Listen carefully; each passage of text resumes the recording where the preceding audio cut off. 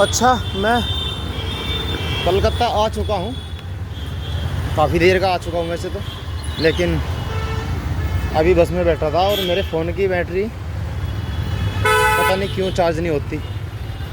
चाहे 2 घंटे लगा लूँ, चाहे 4 घंटे, चार्ज ही नहीं होती। चार्जर में दिक्कत है या फ़ोन में, समझ नहीं आता। इसलिए मैंने कोई फ़ोटो वोटो एक आधा लिया, वीडियो तो बनाई नहीं। मैं मेट्रो से नहीं आया, बस से आया हूँ फ़िलहाल।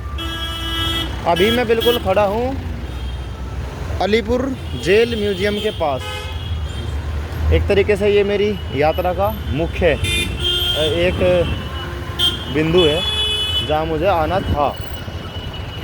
और ये अलीपुर जेल म्यूज़ियम आज है, पहले ये अलीपुर जेल के नाम से फेमस था।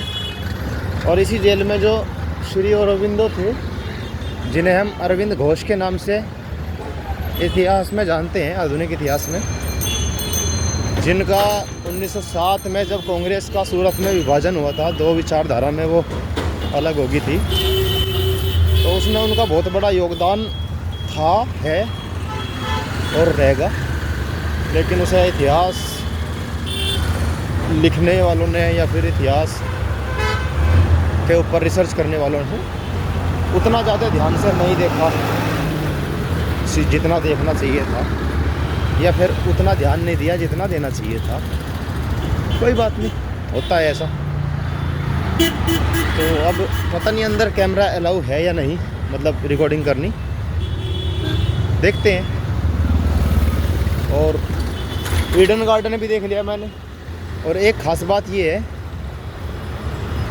देखो ये है Alipur museum bus stand, bus stop लिख रहा, और ये लिख रहा अलीपुर म्यूज़ियम।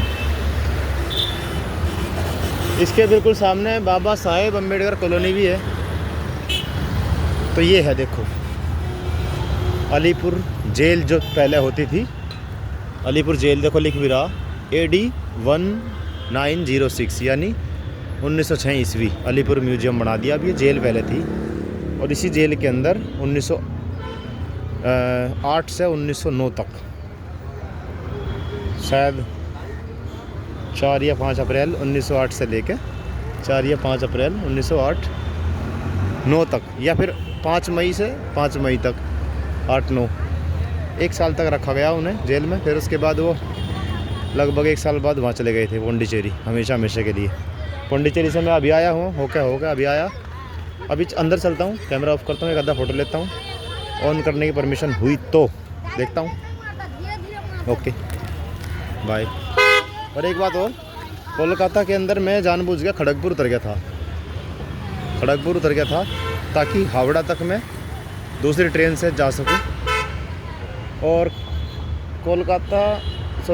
खड़गपुर तक मैं लोकल ट्रेन से आया, और इतनी अच्छी क्वालिटी का भोजन मिला, शाकाहारी नाश्ते के, अधिकतर चीज़ नाश्ते की थी कि क्या बताऊं। बस क्वालिटी भी बहुत अच्छी थी, टेस्ट भी बहुत अच्छा था, और रेट भी बहुत कम था, अद्भुत। अच्छा, एक चीज़ और कि कलकत्ते में मैं अभी बस से यहाँ आया, और इत्तेफाक की बात है कि कोलकाता की हर बिल्डिंग, कोलकाता का हर पिलर एक अलग ही एहसास कराता है।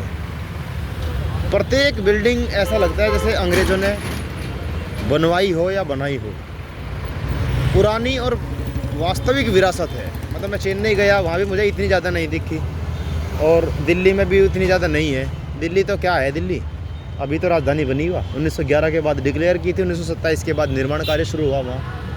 लेकिन 1757 प्लासी के युद्ध से लेके और 1925-27 तक तो कलकत्ता ही रही भारत की राजधानी, 350 साल तक, 300 साल तक। देखो ये कलकत्ता है, जितना एक्सप्लोर किया जाए उतना कम है। चलते हैं।